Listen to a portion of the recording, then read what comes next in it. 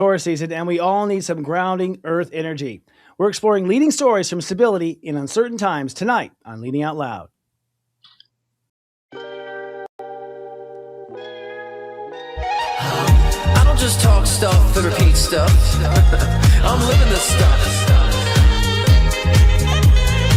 And you can thank me for covering your astro. Leading out loud. Leading out loud.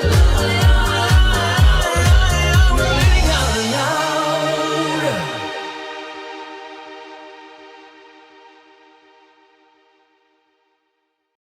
Welcome to Leading Out Loud, the spiritual shift show that's pioneering and playful. I'm Step Astrologer and Channel, Sensei Chris Wotecki. And I'm David Palmer, the Leo King. And I'm Scott Cruz, psychic medium and mentor at scottcruzpm.com. Rough week, guys. Yeah, I know. It's been a. I mean, we say a roller coaster, but I would say it's like more like the Tower of Terror, where it's just like an elevator that goes up and then up, down. It's a lot more. Totally. Yep. The new moon was like a full moon to me at the end of Aries, and here we are in Taurus. I'm home in Taurus, but I'm not feeling at home just yet. So it's not stable yet. It's stubborn. Yeah, I kind of agree with the Tower of Terror analogy, but I also feel it's kind of like Jenga, just like stacking one on top of the other. But like, oh, if I do any more, I'm going to crumble. I feel that type of energy. It's intense Aries. I mean, I feel like I came out of Aries knowing myself better than I've ever known myself, but feeling like I was in the wrong world or movie. So I probably get me, but I don't get the world. But I don't know. Well, it's some time. Yeah. I mean, we're in step 2 Taurus, which is the most moody Taurus thing there is. And like a cow just goes around mooing all the time. That's how I feel right now. But I think we'll feel a little better within the next 24 hours. But it's we'll see. It's going to be, I think, a stable Taurus season. What do you think, David? Because Uranus is leaving.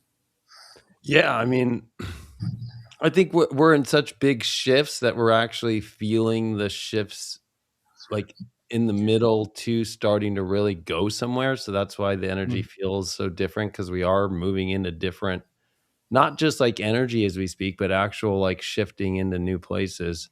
I think this Taurus season will feel more stable with Uranus out of Taurus. But I do think the square to Pluto that's approaching, it is that life and death moment that we're all going through, that extreme transformation, and it's hitting wherever we might feel that we're used to feeling stable is changing, and so we're having to be adaptable, and that's not easy with a lot of fixed energy mixed with a lot of Aries cardinal. Like it's like move and get used to the new and start to value the new, you know. Yeah, and I mean, I agree, because I kind of agree with Christopher saying that, you know, wake up in a different movie. And his movie was The 40-Year-Old Virgin, realizing I've been so deprived. And I feel that too with a lot of people. They will wake up like that, say, I've been depriving myself for a long time. When was the last time I got what I needed, right? So I think Taurus is going to kind of solidify those feelings, because like you said, in Aries season, Christopher, I agree, it's been kind of like this identity shift. I did literally a show about that, preparing people for that identity shift. But it's more so about the realization, like, who am I really? And what have I been deprived of this whole time? I've been just like doing for others and kind of trekking along and not letting people see the real me, because I've been afraid of offending people for being the real me, or people judging me for being the real me. So a lot of that has been coming out. And that's when we start expressing that, we realize, holy shit, I've been deprived myself of so much freedom, right? And pleasure, just because of the sake of making other people happy, or for the sake of not being judged and so forth. So I find a lot of people are like not caring about that. And I know we're the three of us, but I'm almost done, is that I feel like people need to be speaking up now more than ever too, and correcting bad behavior. I think a lot of people are starting to like get very frustrated and fed up of just allowing people just to get away with their businesses. And so I think more people are standing up too and holding people accountable for bad actions and bad behavior. I think encourage people to do that, to speak up. Well, I'm glad you said something, Scott, because no, I'm kidding. No, you literally exactly how I feel. I actually felt at the end of Aries that I have never been or allowed myself just to be who I am. And it's automatic pilot. I didn't even, I've got Pluto in Libra, so I really don't know where the line is in my third house. So for those who understand, I don't really know how much to say and how much not to say. And that became really clear. So yeah, I came to that conclusion. And then I realized, I haven't been having much fun. So that's kind of how I wrapped it up. And now I'm in Taurus. I'm hoping for, basically, I think this year in Taurus, we are set up to kind of get what we want, honestly, with Uranus where it happens to be. You just got to be really strong in your heart and hold space for it. I think for it to happen and to appear. So kind of create the magic bubble like you're blowing a bubble gum, and just hold the bubble and just wait until something shows up. That's, I think, what you have to do at least the first 10 days of Taurus, because you set up your self-worth in the first 10 days of Taurus. And so it's time for everyone to give themselves a raise when it comes to self-worth. To be worthy, more worthy to yourself.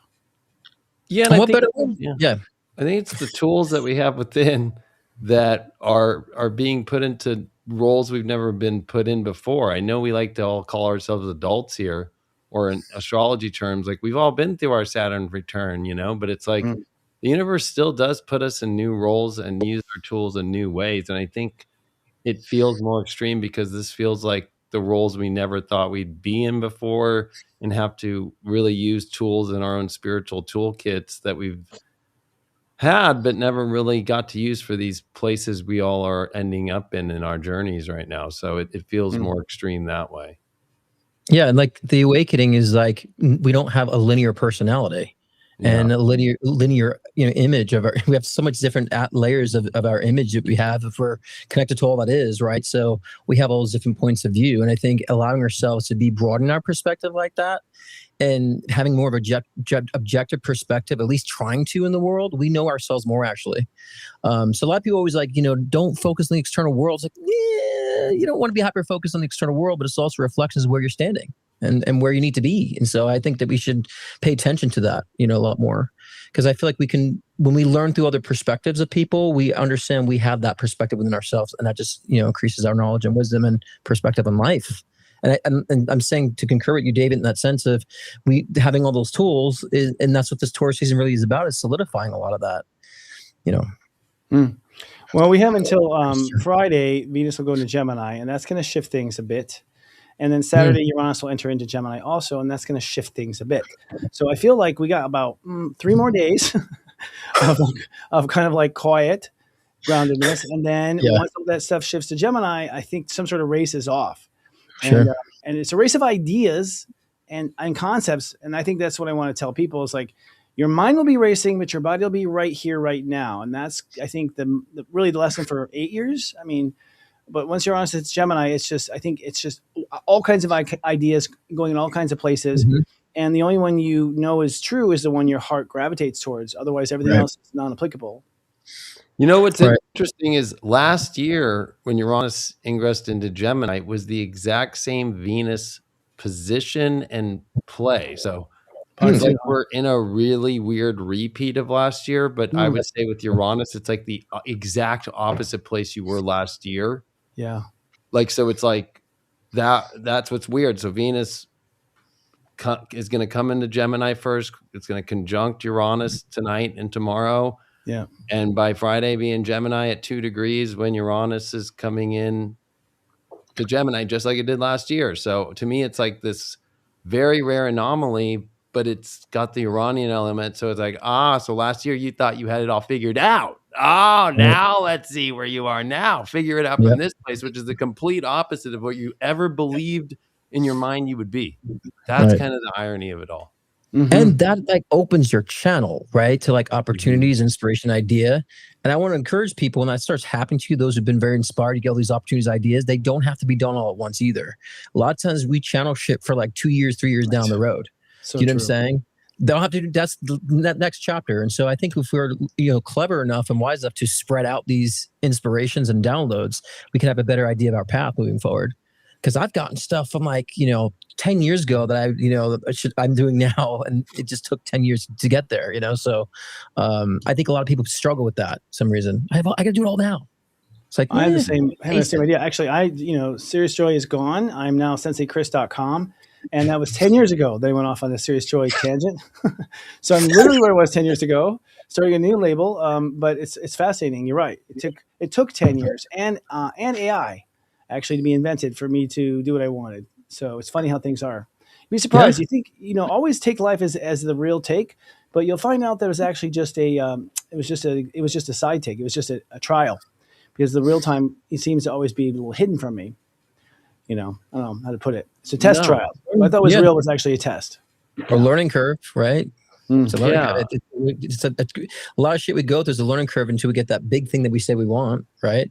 So I always see like little micro steps, little micro chapters that's leading to a bigger. Actually, that bigger never stops. Actually, right? That's a continuous cycle of growth, so it never stops. That's the infinite loop of creation. But I think I want more people to tap into that too, because like they get downloads. It's like a zip file. Unpack it, spread it out. You know, many people are struggling with that too when they get inspiration. A lot of spiritual people.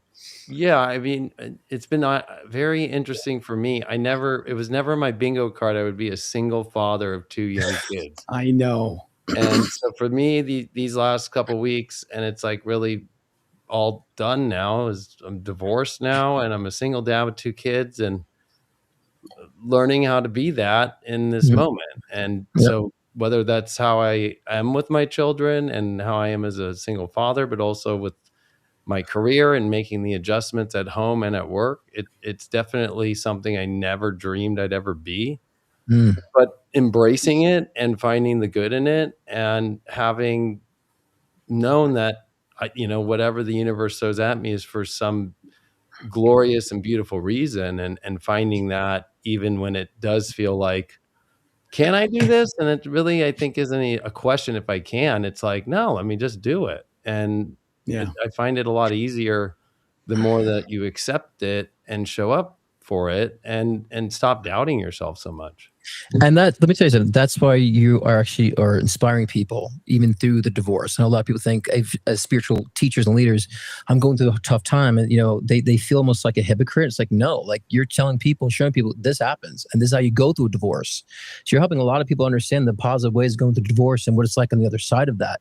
Maybe people on the verge of divorce, it's part of their chapter that's coming to close. You're still assisting in the process, and so a lot of people tend to judge, oh, they're getting divorced, they're hypocrite of spirituality. Like, no, they're going through life, they're showing what life is about. So I think you've been still leading through your process and showing up still, Well, thanks. I'm doing the best that I can. I mean, it's not I'm at that end part where it's okay, it's the new life for me, and the relationship with my kids in our journey, right? So it's I'm happy it's been through, right? And so it's like, well, what's next? And I'm not really thinking too far down the road. I'm just saying, let me just take it a day by day and enjoy these moments I'm having with my kids, and making the adjustments as I go. And that's that, honorable. I think that's the best way. For me to try and project where I'll be at in 2 years is just doesn't matter. Yeah. You don't want to miss out on your girls' lives, right? The year of their lives. So you're doing the right thing, and you're being very honorable about it too. So, thanks. Just from brother to brother. As a student manifestation, I have to say, it's like the way things turn out are always what I did not think would turn out. Like it's the thing I put the least thought into. I didn't. It's not that I willed against it. I just never even bothered to will against it, because I just was not an option. And then I'm always surprised that indeed is what happens. Like the divorce, I too did not expect to be divorced. Because I spent my whole life trying to fix my childhood, which was in a divorce. So I understand completely. It just unfolds that way. You almost have to look at what you're not looking at if you want to see where your life is going, because it's like we have sort of selective amnesia, I think, or I know we turn a blind eye to the way that comes out, because it's always not what you expected, but not surprising either. Yeah, but Chris, I think we know, right? I do think that we actually do know deep down inside. We just don't like to admit it, right? Like, for example, for many years, Spirit's like, go on YouTube, go on YouTube. I'm like, no, I don't want to do that shit. I don't want to be on YouTube. Like, I just so resistant to doing that. And then it came around where I'm like, okay, like my business took a halt, and I'm just like, I'm getting what you're saying. And I went on YouTube and things exploded again, right? So I was denying it. I knew it, right? Never would have thought about that. But there's a lot of things in our lives that we hear it subtly, we just reject it because we want to hear it. So I found a lot of it with my clients too. I'm like, but you felt this before. Like, why are you dismissing that? You got to tap into that intuition. But that's so hard when you're a reader, because it's so easy for us to do that and see that in other people. But when it comes to ourselves, I think you hit right at that beginning. Like, we don't want to admit it within ourselves. And it's ironic because we're readers and we can call it out on anyone in a millisecond and be there and just totally help them see. But when it comes to ourselves, it's like, I think it's hard to be that. Why is it? Why is that? It's because we know what we actually, if we interpret better, saying like, this is like, we're reading my story, right? Then we'll understand, no, even though I don't want to be here, I have to go through it anyways. Even going through the resisting of that, we have to go through. So it's kind of like we're watching the story before it happens as it's happening. So we're kind of rejecting the time frame of things. A lot of us readers do that. we'll know it's later. We'll know it's later, but we're picking up on the now, so we beat ourselves up. Instead, you had to go to that challenge, go to that tough period. Does that make sense to you? Yeah, and I think we're all very, as readers, our life purpose is to help others and to be there for others, and also be in our own conscious awareness journey. And travels, right? Sometimes we hold on to that. Let's keep seeing if the light makes some changes here, if more awareness comes in. And so I think you're right, though, that timeline part of it could be very complex. That's a whole, it's blurred. Yeah, that's a whole entire episode just on that. Yeah. I know that for one thing about being here on Earth is that we decided to go through the experience of it. That doesn't mean we were going to like it. I always make a joke about how like this wasn't on the fucking brochure, man. I know this was not on the brochure, but I know I set up there like, don't tell me the bad stuff. I just want to go down there. I feel like sometimes we have to go through it, and when you go through it, even though your mind does not want to and you're resisting, I still always learn something I would have never learned had I not gone through it. So I see the value of it. I just, think it's one of those times you just got to hold your nose and get through it, which is what this entire life has been. Yeah, there was no AA med beds on when I came down here. Like, gee. There still isn't. I'm so pissed about that. 20 minutes of sobriety. 20 minutes of sobriety. Come on. We got to get that in development, guys. Come on. Production.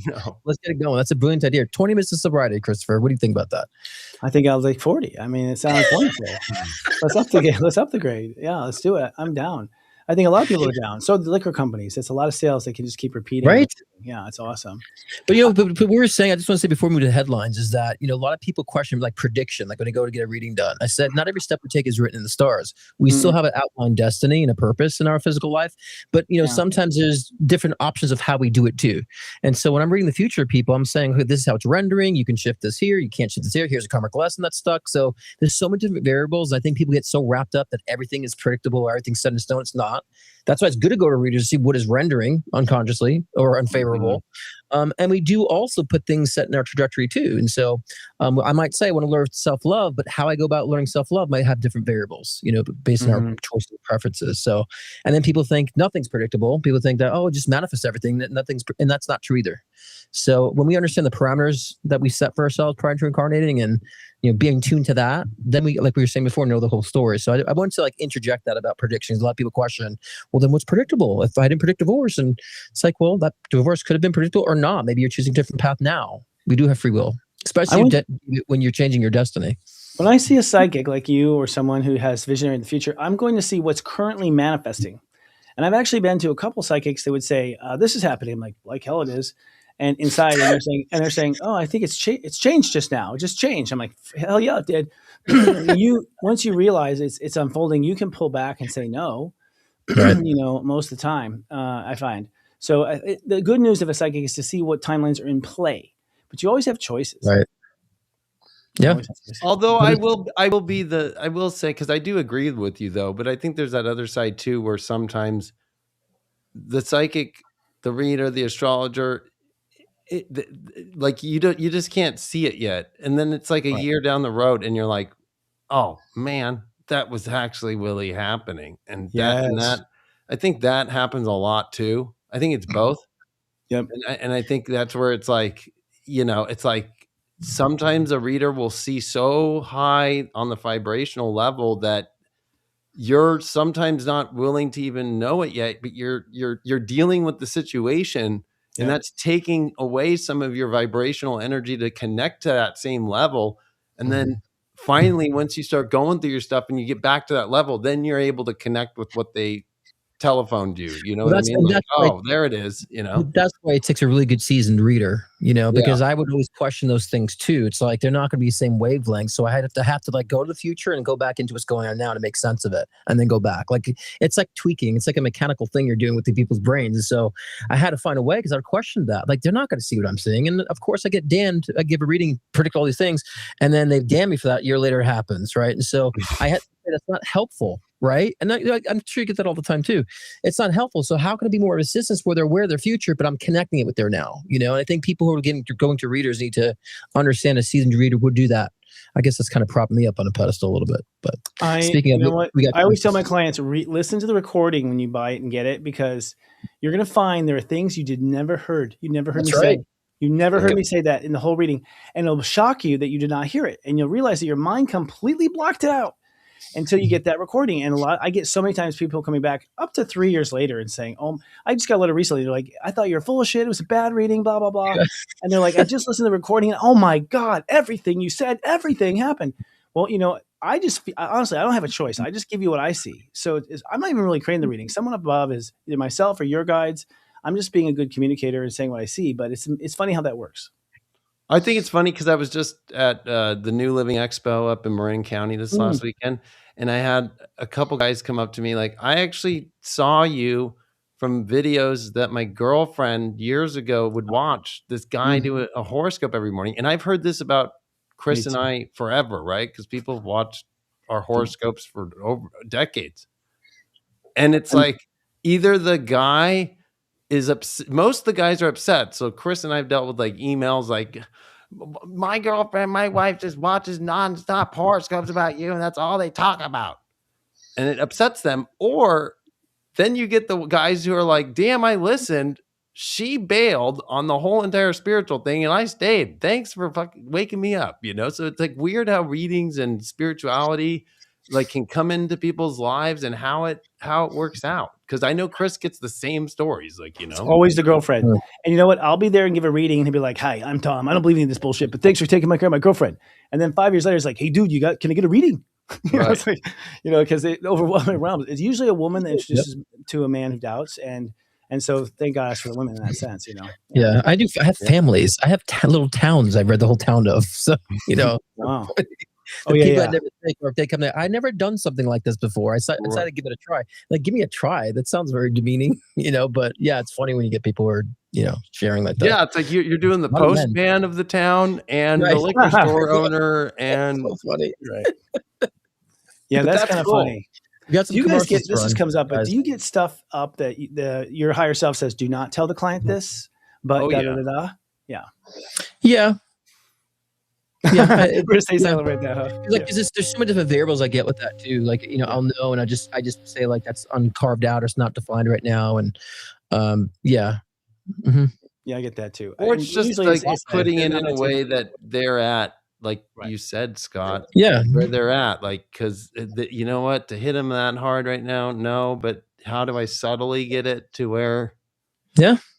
Exactly. Yeah. Plant a seed, let them come to it on their own is usually what and you have to be an architect in a reading too. And a lot of readers don't do that. There's an art to reading as well, not just like I see things, so. Yeah. But speaking, we have some commercials to run before we get into the topic, the headlines. All right, then the headlines. Something is wrong with the world. You can feel it in the static, in the signals, in the fractures no one else wants to see. I thought I was chasing a secret, a hidden code, a machine buried beneath the noise. But the deeper I went, the more reality began to tear. The city opened, the mask came off, and beyond the chaos, there was another world, ancient, radiant, waiting. And in its light, a woman, Lady Avalon, not a dream, not a ghost, a guide, a warning, a key. Spirit Dial was never just technology. It was a doorway, a threshold between what is ending and what comes next. Now the old world is collapsing in plain sight. The new one is already calling. And once you cross that line, once you see what waits on the other side, you do not return the same. I see it.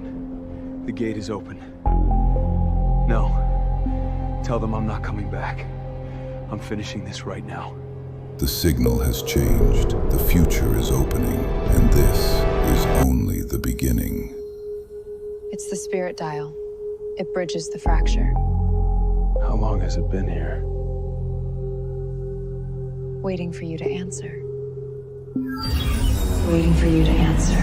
Get your mind blown. Lady Avalon. Only on spiritdial.ai. The signal has changed. The future is opening. And this is only the beginning.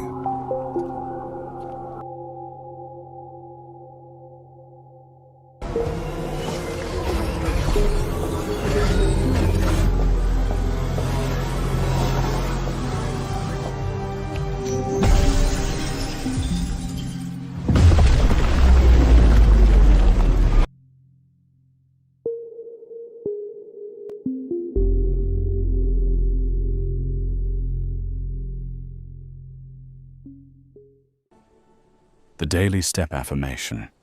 Step 2. I materialize, Taurus.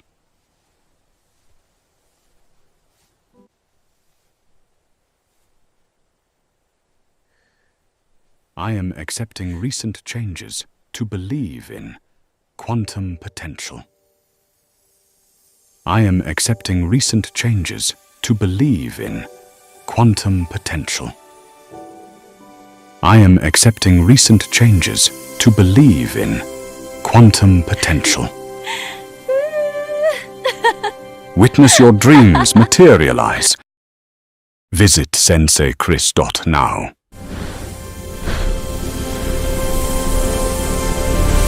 And so it is. Something is wrong with the world. You can feel it in the static, Something is wrong with the world. You can feel it in the static, in the signals, in the I think we're calling What's going on? Deja vu. It's like Groundhog Day. That's my birthday too. We got caught in that fracture. That's what happened. Great, excellent. I think we have some headlines. I'm not sure what century they're from, but let's go for it. Oh yeah, that's right. I'm supposed to read them. First we have the FBI is leading a broad investigation into the deaths and disappearance of at least 11 scientists and researchers with ties to classified aerospace, nuclear, and advanced propulsion programs since 2022. The cases have drawn scrutiny from the House Oversight Committee over potential national scrutiny threats. Ugh. Christopher. What do you think? I think, first of all, China knows everything anyways. There's no national security. I don't think there's any real secrets anymore, first of all. So no. I don't think we have to make it public, but give me a break. Right. But also, if you're at this point, if you say to me, and you're in Congress, and you say to me, we should be careful of national secrets, I want them investigated first. It's like I'm at a point where I'm tired of people being missing. This is an old story since the 50s, right? Mm-hmm. This deep state of technology and UFOlogy. This isn't. We all know this is true. We've all seen Area 51. So let's rip it open and see what's in there. It's time to. Yeah, I think especially these scientists all come from anti-gravity propulsion research. Mm-hmm. A lot of it, though, is also connected to time and time travel. Right.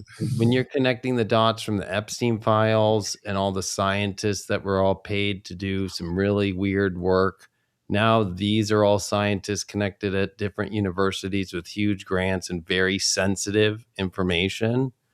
And now it was supposed to be released, all of the disclosure stuff on April 14th, and that just passed. And they didn't bring everything out. But this has been building up since 2022. And then even in these last couple months, just like out of nowhere, it was just like, this scientist is missing, this scientist is missing, this one's missing. And they're all, some of them, one of them was an Air Force commander. And the 911 call from his wife is like, he left everything here. He came here, he was in it. And then he just, I don't know, he's on foot maybe. He's just like, and he's never done this in his life. He's been in the Air Force commander for 50 years, like doing all that, and now he's gone. So it's kind of intense because these people are all part of the very sensitive stuff, because I think what's been coming out the most with the Epstein files, because there was a lot about science and technology, then you're getting the disclosure element, and now we're getting this stuff is like CERN things. It's definitely about time and space, weird ways that other, Well, that's yes. I mean, I agree. I agree. It could be. Oh, there he went, just like that commercial. He just entered into that vortex. The portal, he went right in. But like I was saying, I think that a lot of it has to do. Are they disappearing because they are time traveling? That's what I was going to ask. That was my joke. Yeah. Right? Are they disappearing because they're being outed, or are they disappearing because they're going into hiding? So these are things I'm thinking about too, because the timing about all this is very sus. Like you said, the focus on Epstein files, and even Tim Cook resigned. Do you hear that from Apple? Yeah, I saw that. What? That just happened. Wow. Yeah. He did, huh? Wow. Yeah. I sell your Apple shares. I mean, right they made now, it guys. subtle. Sell your Apple right now. Something's coming, obviously.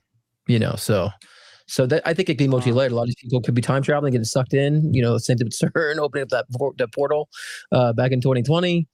And so I think there's a lot of different variables to that. But the guy just left his wallet and stuff behind. I mean, that's odd. And his phone. And his phone. All of it. that sounds like, I don't know. Time travel surprises me. Like, we're really spending that much money on time travel with our government. It's like, what are you going to do? Go back to 1950 or what? Where will you go in the future? Obviously, but every time we hear a future story, it's all negative and dark. Yeah. So from what I understand, there's many timelines. So what timeline do you arrive at? But like the Philadelphia experiment, you remember that ship disappeared and came back with people like embedded into the steel? Have you heard that story?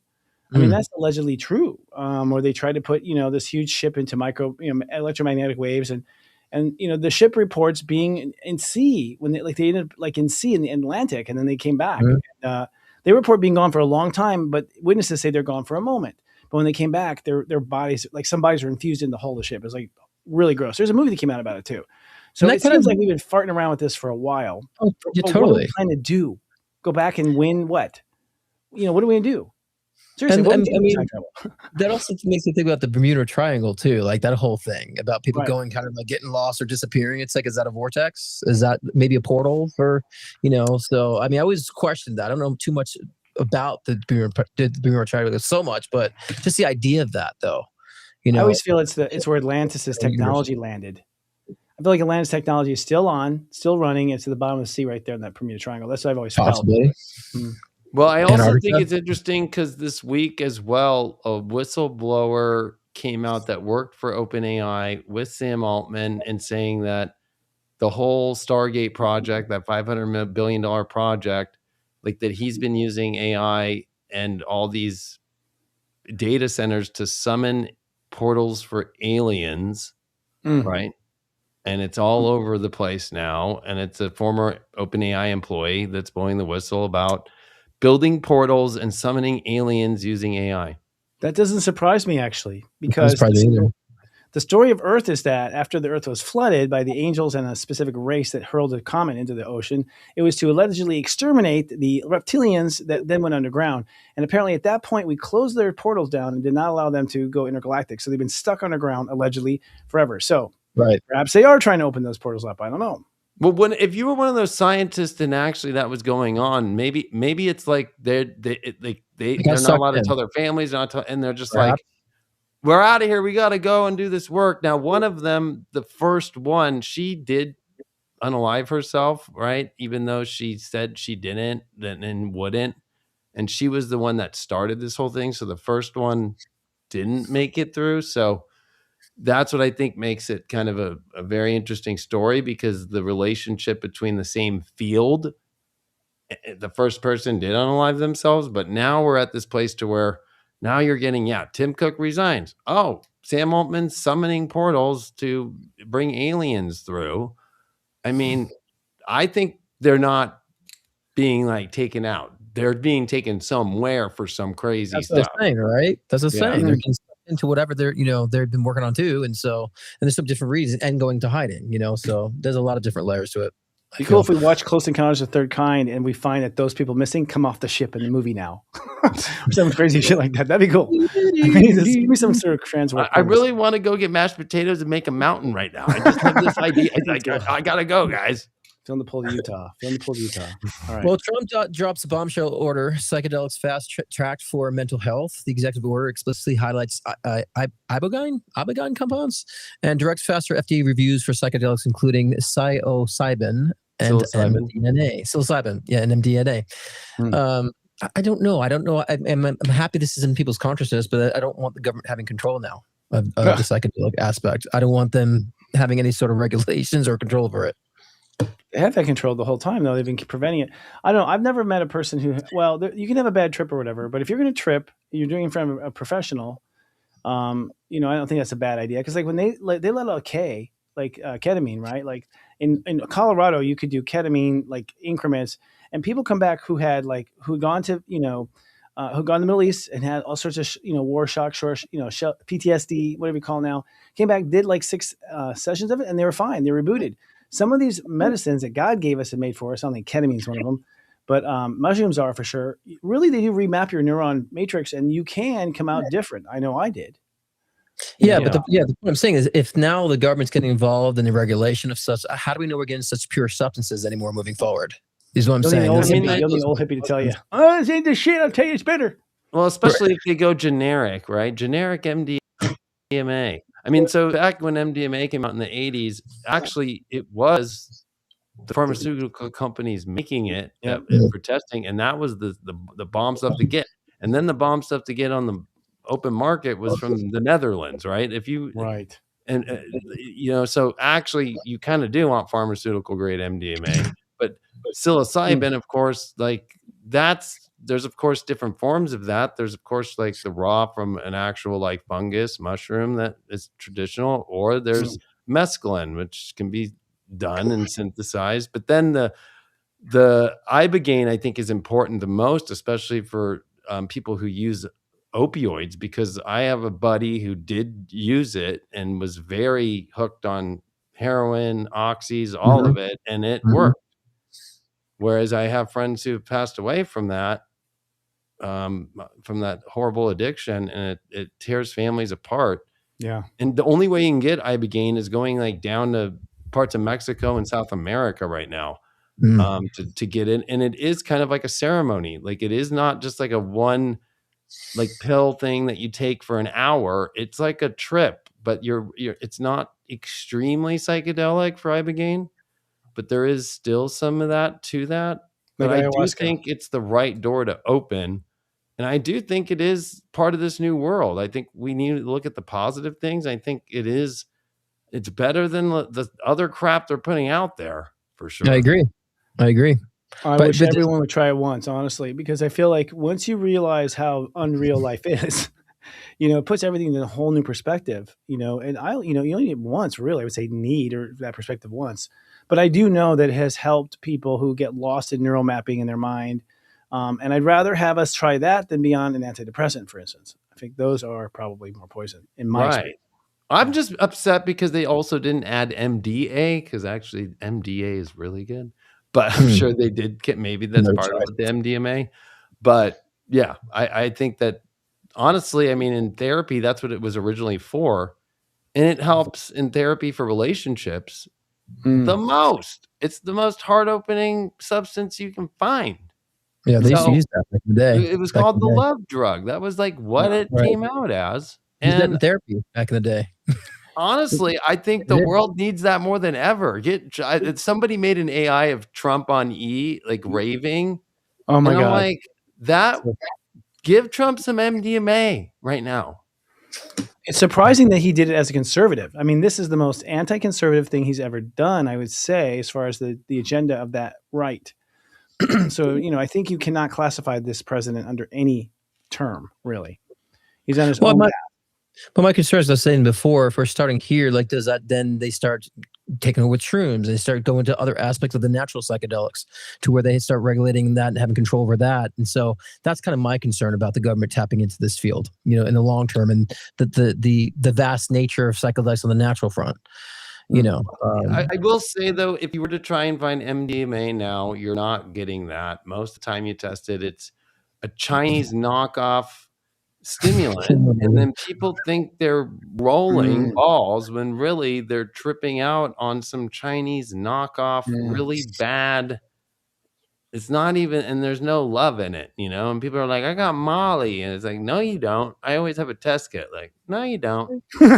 You've got Colgate. It's yellow. It's orange. It's not dark purple. Sorry, black. It's not that. Sorry, you got the yellow. It's the. And I'll tell them what it is, and they're like, "What? The guy who sold me this." And that's the problem, is that in the early 2000s, when raving was at its peak, and actually it was Joe Biden who created the Rave Act, right? That really was going to get the promoter and put him in jail, right? If you saw a gas mask, that's why gas masks raves. They said no more, because that was like their way to entry. But what happened was people started making fake pills, and that's what happened with oxys, and then that's what's happened with all these fentanyl deaths. Yeah, they do that on the street to find people on the black market making the real crap is near impossible. And Silk Road was the only way to do that. I used to have to get that stuff from the Netherlands shipped crazy, like, back in the day. So anyway. Well, talking about going into space land, SpaceX is holding closed-door analysis meetings this week as it prepares for what could become the world's first largest IPO, potentially valued up to $1.75 trillion after merging with XAI. The company is highlighting its Starlink's orbital AI capabilities and must vision for multi-planetary infrastructure. I think it's a good move. I think that gives more people it brings more awareness. And I think it also starts a trend, for others to compete in this space. So I think it's a good avenue to go to. What do you think about that, Chris? I'm a little concerned. I mean, it kind of feels like the Umbrella Company coming, like if you guys know the video game, like it's kind of becoming so large now, AI, the X platform, and even, even X where people are posting. I'm a little concerned about having companies this big. I don't know why. Is that so he has borrowing power? Why would you do that? Why would you make every asset you have one superpower? Doesn't it make borrowing maybe easier? But then again, I don't know. I mean, I think what he's doing is like, it's all the most biggest kind of infrastructure. I mean, SpaceX itself, right? Like the idea of going to space, consumer-based space access, right? Whether it's to actually fly to the moon one day or get to Mars. But mainly when he did Starlink, it was like, oh, we're already using these rockets that I'll get the satellites up. Now he's got it set to where he's got Grok, and then XAI bought, is Grok, but bought X, right? Because he was in a deal that is redacted. We can't see all the investors. And then he's got SpaceX. But I think it's great because I think it's I have Starlink and I've been using it for the last couple of weeks on my trips. Without it, I don't know what I'd be doing. It is the best technology ever. It's like a dream come true. Like to be anywhere and have 500 gigs down and like 100 gigs up wherever I'm at is awesome. And I think, it's interesting because part of this story is that it was just announced yesterday that XAI is going to buy Cursor, which is the IDE platform for AI coding, to build programs and do things with, right? For $60 billion. But if they don't stay working with them, there's a guarantee to Cursor for $10 billion, no matter what. Which I think is great because Cursor for me was the doorway to AI coding, to use all the different models and to create awesome programs as I do. Of course, I stay on Codex now, but it's like I still have my Cursor. I still pay $200 a month for it because it's that powerful to change your life. You want to make anything in the world, and the fact that that's not included in this headline, but I think Elon is doing more than any other human being alive to give the people access to things that the elites only have had. Like he's actually doing it, and then almost in many ways gatekeeping the elites out because he's outpacing them. And it does feel like with Pluto and Aquarius and Uranus coming to Gemini, this is where the people come together with these kind of things. I mean, honestly, I don't see. That's what I'm saying. Like, there's a fear of having the over dominance, as Chris was saying, but I also feel like too it creates more leadership in this avenue to where other people can maybe have more competitors and becomes a new norm. Especially this type of using satellite for internet, use satellite for cell phone calling. That could become a norm because of this leadership and innovation with this. So that's the IPO part of this is great, and gets people to invest in rocket launches and to be more part of what's going. And I think it's also gives a chance for financial transparency now too, it being an IPO and going that direction. So that's true. It makes it more transparent in that regard. I kind of still sense, and this is my theory, that Elon is the one responsible for Mars going extinct, his soul, and he's reincarnated, and his price is to bring him back to Mars. I feel like that's his karma. And I think that's why people feel like it may be potential darkness in him, because he was at one point, in the soul's lifetime. But I do feel like now he's on a good path. I like that there's something that challenges the Defense Department's budget. And I like you just said that there's something that is all transparent as far as where their costs are going. Right. We don't know where our, black money goes to in our Defense Department at all. We have no idea. I'm glad that Boeing finally has a competitor they're afraid of, and things like that too. McDonnell Douglas, that's good too, keeping them in check. But I think you're right, David. I think it's probably because they're trying to get rid of investors, just clopping off of those old investors, getting full control over your board and your investors. That's probably the motivation here, but it's still a pretty big company, man. Yeah, but I think, going up against all the, basically, I mean, the Russian space world, and, you're taking on NASA, right? Like, what he's doing is he's proven that a private company can do better than the governments of the world in space. That is what SpaceX has proved. Like, this whole Artemis 2 was a joke. The whole thing. I know. I mean, like, if good point. So I think there's that. The reason why it's so big is because SpaceX by itself is beating the government of the world with going to space. Like makes NASA look embarrassing. They usually use SpaceX to save them. Last year, SpaceX saved the astronauts that got stuck at the space station. It's pretty because Boeing is messing up and can't create crap. So I think that's crazy and true. I think if you were to look at the numbers, it's like 75% of the money is all that rocketry and SpaceX, and then all the rest of the stuff is underneath. But I think because he wants to make AI more accessible and cool it off and use space for it, he's really, I mean, that guy he thinks about the future. And that guy, I mean, it's kind of crazy because he's a double cancer. So he does care. I mean, I think he does care. I think he really wants humanity to win. Yep. He's always advocated that. So because he let Mars down. There's something he has behind him too. They're innovators too. Like there's a lot of other masterminds he has behind him as well. That's really helpful. It's not just Elon. The people behind, but those people need a good job and a good leader. When that rocket landed itself, the first time I saw it, I was like, Jesus Christ, man, are we stupid in NASA? Like, oh my God, just the idea of a rocket landing itself. I mean, that looks pretty hard to do. You know what I mean? Like, and it does itself on a ship at sea, for crying out loud. That alone impresses me. Yeah, somebody had said, and it is true, he has Mars and Aquarius in his chart. Right. So what Chris is channeling, like, I think there's definitely that, like, oh, I need to make, Mars about people, not about blowing everybody up on Mars. Like, I think it is that humanitarian side of things that he's probably karmically doing. So he wants to go home. Yeah. Speaking of innovation, Japanese construction giant envisions encircling the lunar equator with solar cells, taking advantage of the moon's lack of atmosphere and weather for nonstop generation. Power would be transmitted wirelessly to receiving stations on Earth, offering a futuristic path to abundant renewable energy. That's going to take a lot, I would say, because then they're going to have AI robots there to adjust and to maintain. And so I think it's far-fetched, but I think it's a good direction, I would say, for sure. I think go on. I was just saying, what happens if you get in front of that beam? Like, what the hell's? How do you transfer power from wirelessly from one place to another? There's got to be some crazy beam that, like, if your shuttle to the moon gets in front of it, that sounds dangerous. But okay. What do you mean? Because they position the solar panels on the moon, which gets sourced from the sun, and then they can transmit that power wirelessly. Yeah, I don't know how that's going to be wirelessly with that power. Yeah, I don't know. How's that happen? Like, I guess there's law. I mean, I don't know. Maybe you cut a new Grand Canyon if you're off by an inch. I don't know.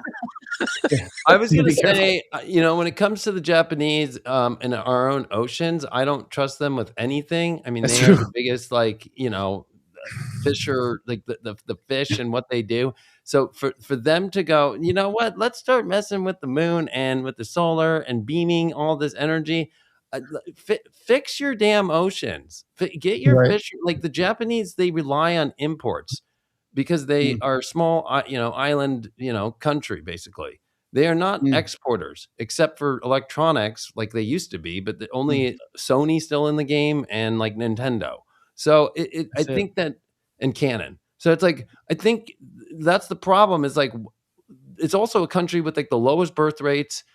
I was going to say, it's because they stopped having sex. Right. Like Japan is a place that honestly, like in 20, 30 years, could you call it Japanese? Like, are those Japanese people left? Like, I think I think they have smart people, but I don't think that they have like the infrastructure of a society to be able to continue these kind of innovative ideas. Maybe they could help, but I think it doesn't seem practical. I mean, where are these stations on Earth can be set up? Where and what communities? How big are they going to be? Like, and the radiation effects of getting. I don't know. I just feel like it's just too far fetched. Somebody brought the whole Fukushima thing, and I forgot about that. Not only the fishing, but also they know how to throw nuclear waste into the ocean after a huge tsunami and just act like nothing happened. Like, you know what I mean? And it's still leaking in the ocean. So. Never needed to happen. As a son who my dad did nuclear reactor protection through the entire United States in the 80s.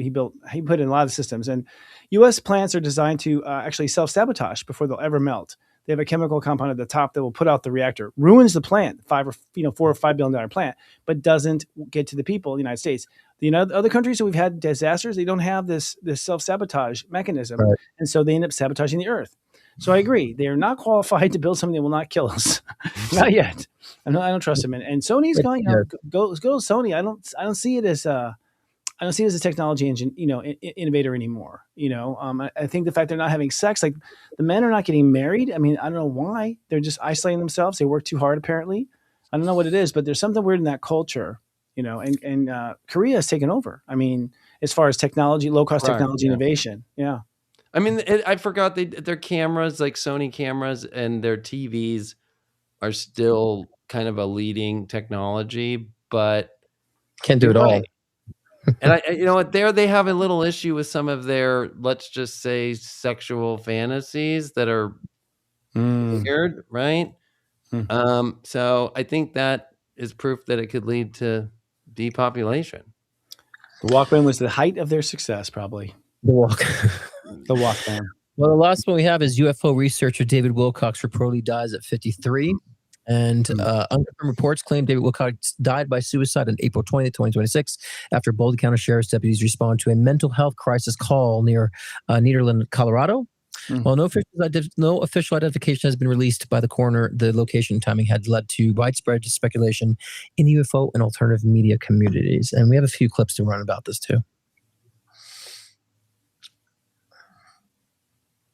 Clips. I would love to see you guys talk to David Wilcock. In fact, he's here. Let's get him. I wouldn't mind talking to him. I just think that he took a lot of risks to put himself out there, and I think the other thing I like about him is that he doesn't take himself too seriously. It's got a Pisces. Pisces is like two fish swimming in different ways. Like there's a good Wilcox and there's a Wilcox that just undermines that good Wilcox. I mean, it is just such a wild time to be alive. It's so insane. It's so crazy. But at the same time, we have all these interesting things going on that involve, higher consciousness and extraterrestrials and disclosure. But I want you to never give up hope or forget your true calling. It's very important that we stick to the calling. We are all on this inexplicable, massive journey together, and life is never going to be dull at this point in time. So again, please stay true to your inner calling by reflecting and calling upon your own inner Christ self. It's a difficult time, don't get me wrong, but yes, I do believe that the planet itself will be okay. I mean, individually, you have to mind your own karma. You have to be able to stay on top of everything. But yes, I do believe the planet will be okay.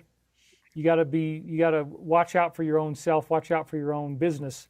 So I'm really happy that I got to bring you the show today, guys. I didn't know if I was going to do one. I was really down. My energy has been really down from these symptoms that I've been having. It's been very hard to work. I've had a really low energy situation, but the more that I can get ahead of the game and get back on track, the better it's going to be. As many of you know, or have learned, yesterday on 4/20, David Wilcock took his own life. He never hurt anyone. He never denigrated, talked down to anyone. He treated everyone well. And he brought such a huge body of knowledge and information to this world. I hope people remember him and respect him for that. The amount of relentless cyber-stalking, bullying, attacking everyone close to you until they turn on you or abandon you. This is something that was done systematically for a long time. The people that cyberbullied him to this point are now claiming victory and making videos of celebration. David made a big difference in a lot of people's lives. He did not deserve to have his reputation completely destroyed for sport. You declare someone a grifter or this or that, and then, it is now open reign for me to do everything possible to destroy them. It takes a lot to get someone to a point where they take their own life. And these people are not only not ashamed of it, they're celebrating it. So enough is enough, people. Wow, that's interesting. That was us bringing it up 2 weeks ago. In fact, there's a couple things. We were talking about psychedelics in the last few episodes, and we're talking about Dave Wilcock. So we're definitely a psychic show in the sense the topics we're choosing are going to become perhaps popular later on. I don't know who's Corey Good talking about. I mean, he makes these claims that people are celebrating. Does he have footage? I mean, is it online he's talking about in strings like Facebook and Twitter? I mean, I would assume. I mean, David Wilcox has gotten a lot of crap for a long time, so that's kind of like a known thing that he's been kind of getting a lot of scrutiny this way. So I'm sure, but I don't think he's providing that. But I've seen a lot of discussions, against him throughout the years. I have a friend of Michelle Jones sent me an article today that a lot of these attacks are AI bots. That we have an issue with AI bots actually deliberately attacking people to sway public opinion. That's something we should bring up in a future episode. Maybe have Michelle on, but I wonder how much is really haters and what is really just a cell phone tower in the desert.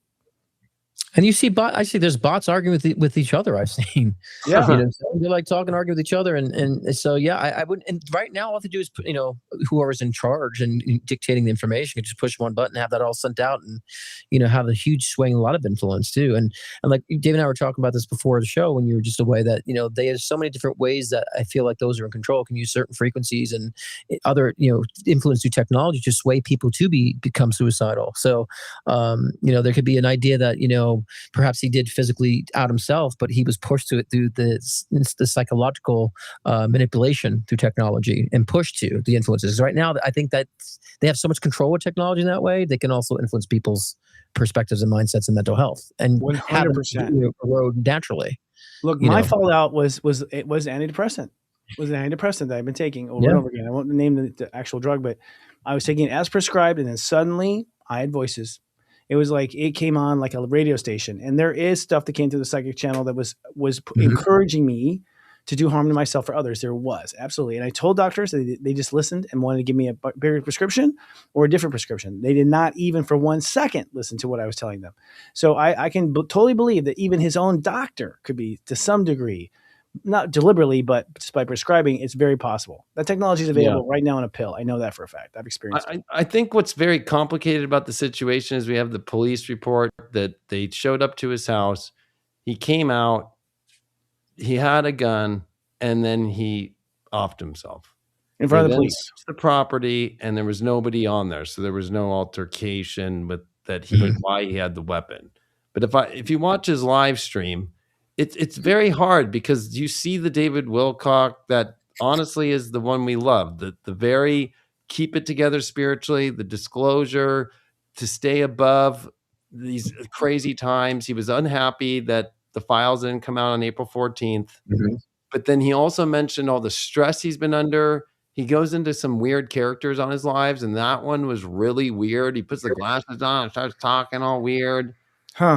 He also was talking about how much weight he had lost, because if you see, he had lost a lot of weight, and he starts showing his veins. Like, see him like getting veins and stuff, and so it's like he was still there with his spirituality.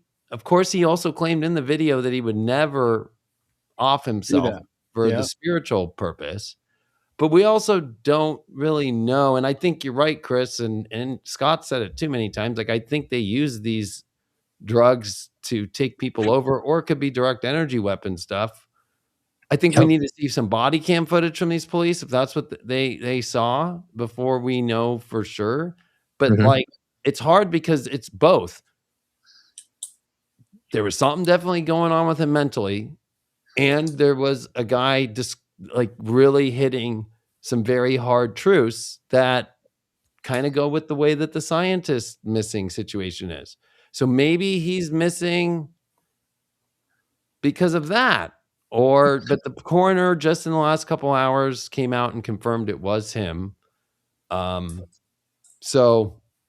he pulls a gun and kills himself when the police arrive. But that's what I'm saying. I really feel that he, I feel pushed and infiltrated using technology to get him to be in these mental states. I don't know. I felt like his last show it felt kind of, I don't want to say cryptic, but it kind of felt like he knew. That clip just felt cryptic. Yeah. That's what I'm saying. So, but I feel like he was infiltrated, and they don't just out people right away either abruptly because it looks too suspicious too. Obviously, we've had these 11 deaths we were just talking about, but I think with someone who's in the public eye, they do it slowly. That's what, if they really want to out someone, they do it slowly. They make them go a little crazy. So then people start doubting their words and messages. Yeah. You know, so that's what I feel how he was pushed. Yeah. Well, and I think you add on top, that's what happens with men. The highest, suicide rates are men. And he lived alone in Colorado in that compound for many, many years. Okay. Like his last girlfriend, wife left him. He was going through the lawsuit stuff. He was going through, and honestly, I don't think Corey Good's good. Right. So like, I actually like what Cliff Hyde just put out saying Corey Good, the video that was shown, that's to better Corey Good now to look like he's a great guy now because he used to work with David Icke. So he even admitted in the video, like I talked to him before my birthday in February. Like, okay, you're obviously not that close to him. Yeah. Right. Like if you were that close to him, you've been talking to him like last week. So like Corey Good's using this for his own gain because Corey Good's a lot of the problem behind David Icke or David Wilcock. Yeah. Wilcock. Right? Yeah. So I think that if anything, Cliff Hyde said it best, like, it's better to be an enemy with Corey Good because his friends don't end up too well. There's a track record. Wasn't he supposed to, David Wilcock, testify in a Gaia lawsuit? Well, yeah, I mean, they're still going in those lawsuits right now, still. Yeah. Yeah. So suddenly this main witness is gone. I know, sus to me, man. Well, I mean, but then there's the stress toll and like, and so maybe some of the stuff Corey Good said is true, right? But he is kind of trying to kind of throw himself into the.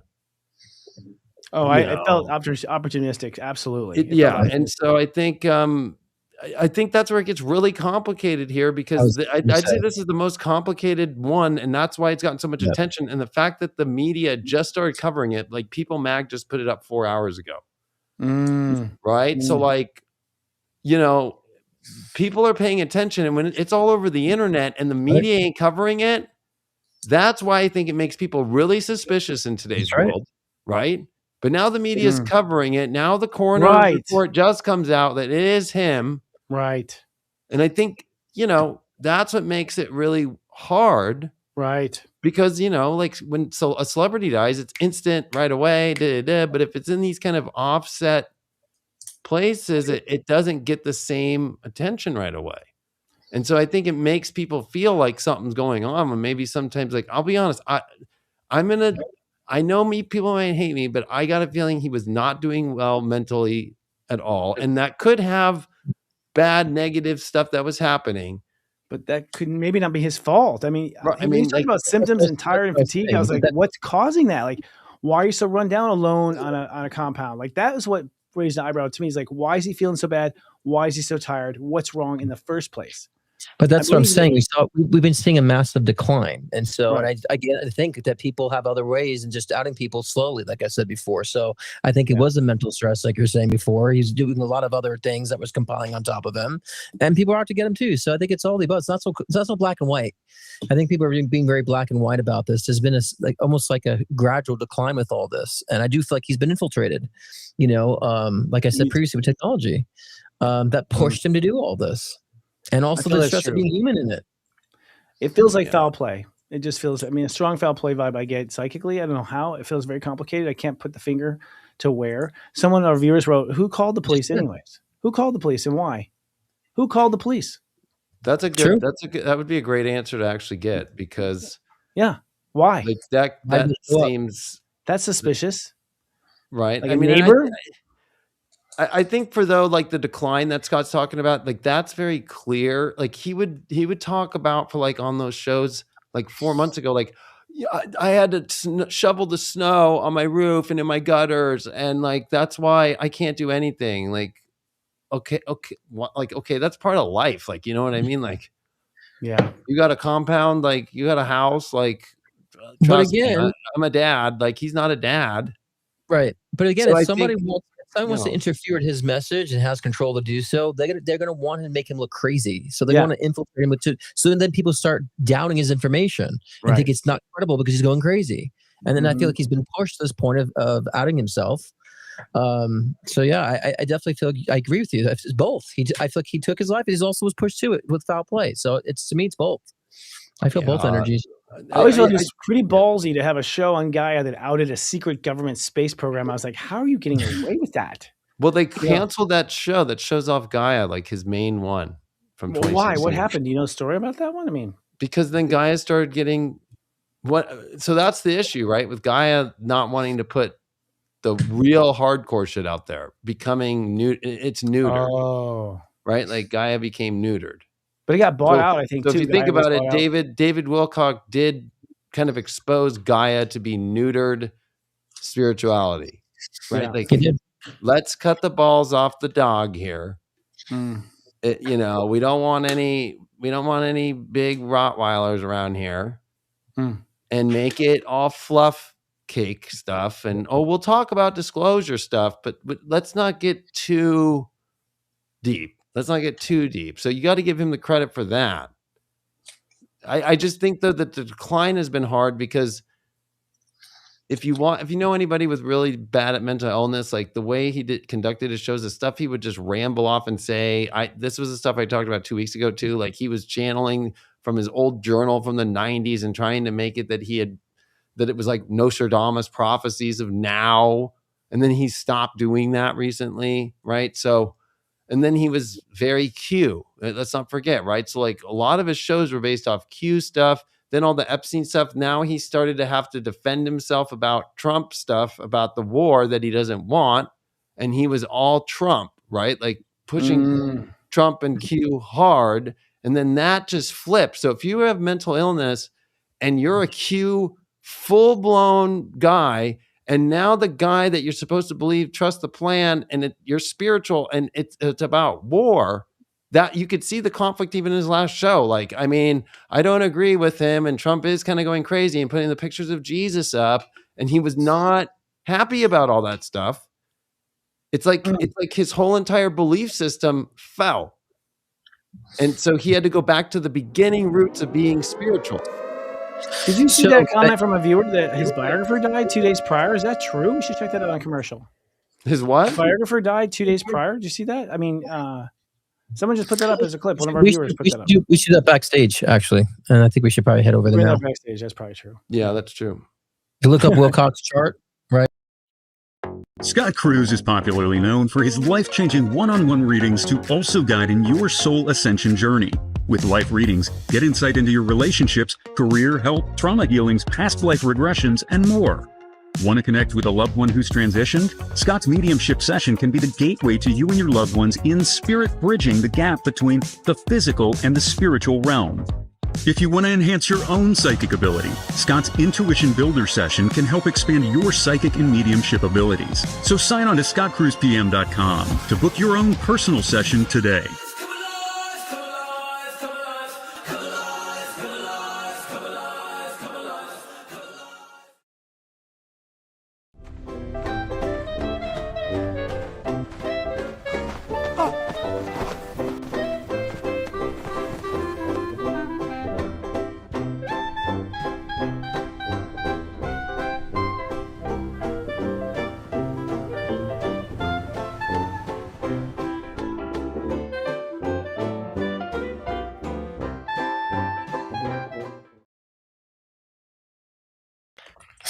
I don't know what that was about. The klutzy one. Why always the klutzy one? Who's making these? I have no clue. Klutzy one falling. I don't know why we just stood on the floor there too.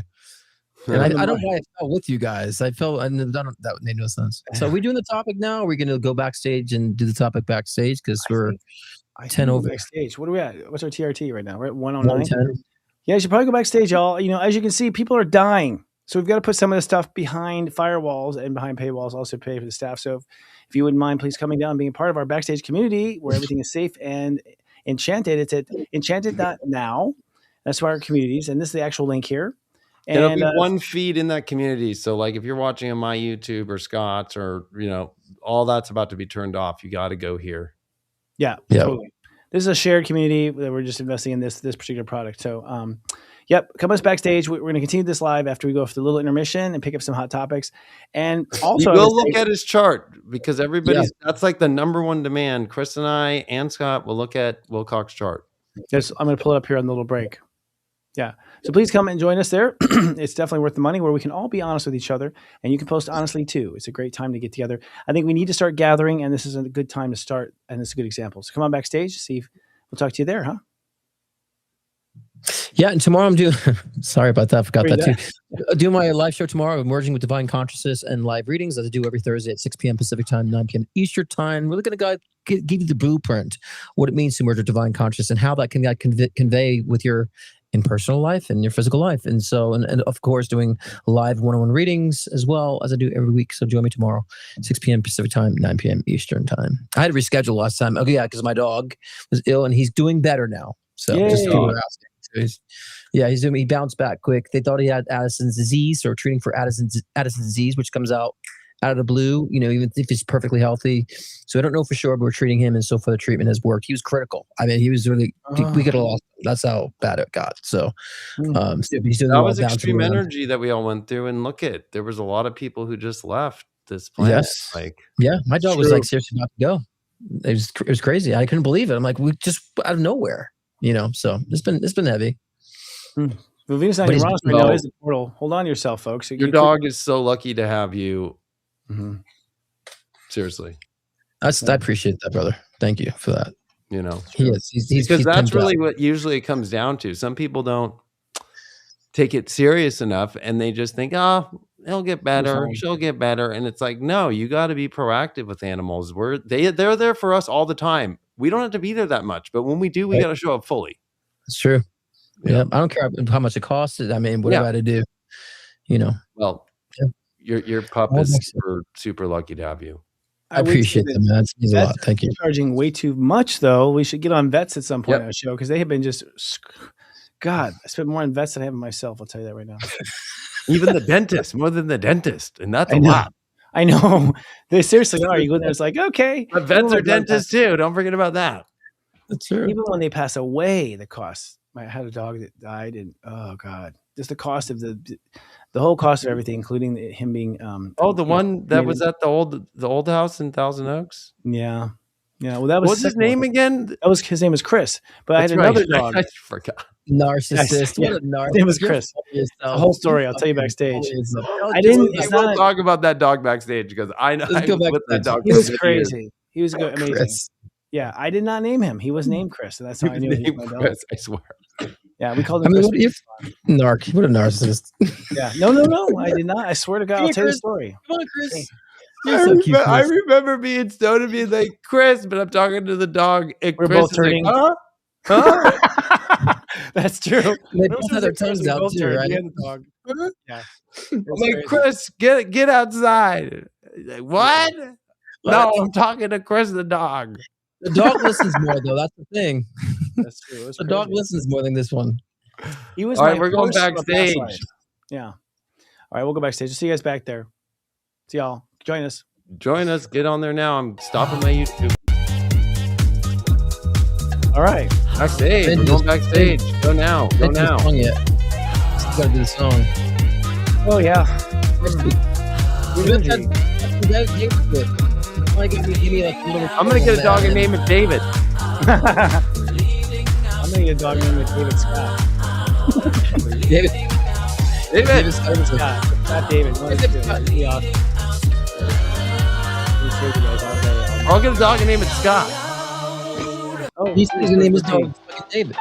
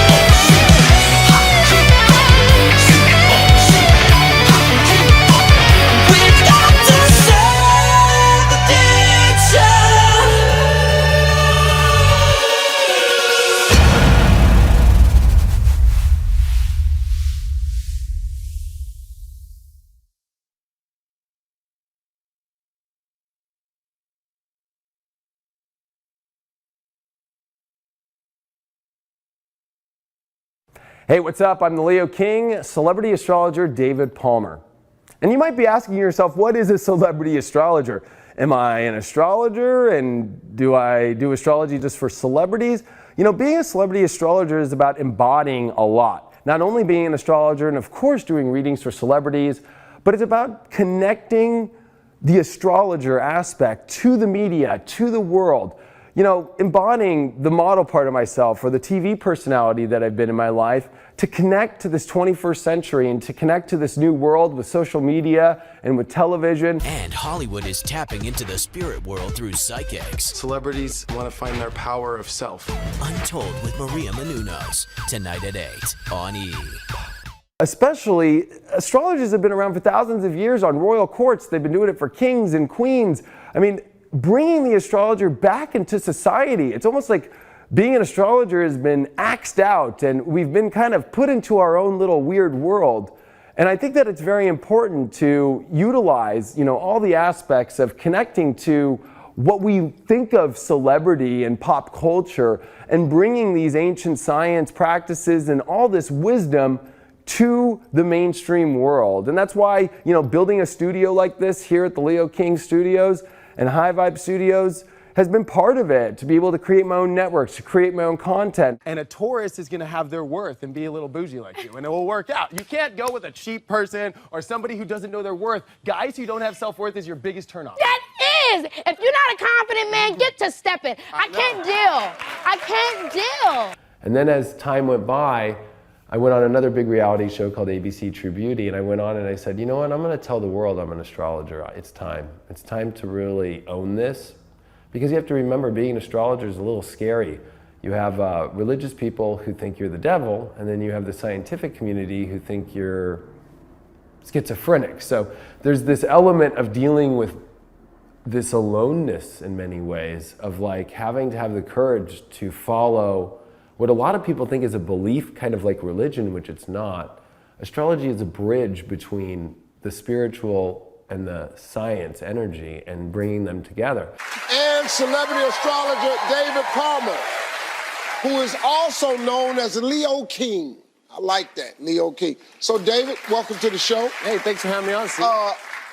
That was amazing reading that you gave, man. And what information does someone learn from a reading? What I'm trying to show people is that it's all divine. There's divine timing in life, there's divine synchronicities, and I help people see that when they were born so they can align and understand their life better, and it's good for helping people with knowing how to go down the right roads and not the wrong roads in life, because we have that choice.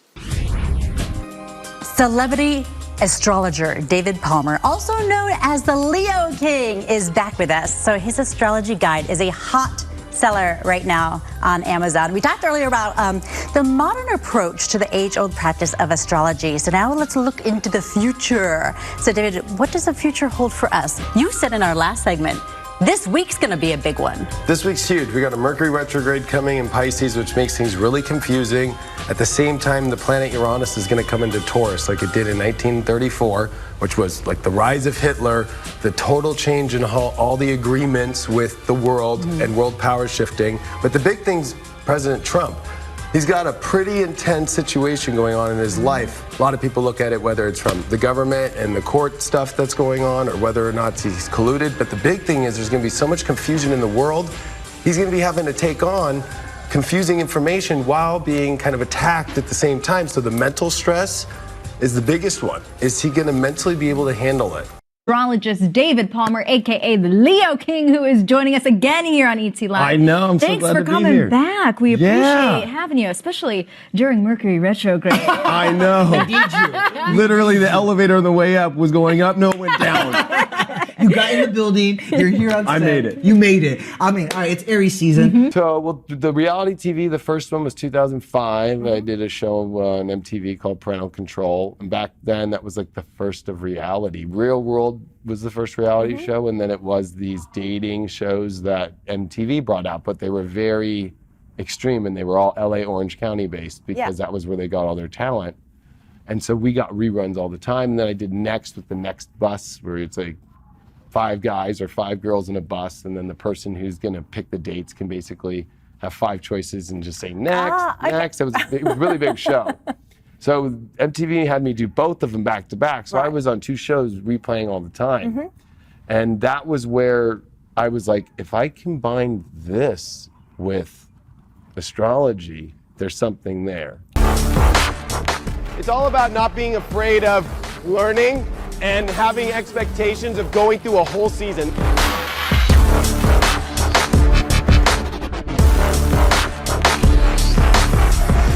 The way that my writing style is really aggressive and really fast, and I like to do that as clean as possible. I don't know if it's really like motorcycle riding. I'd say it's jet skiing, baby.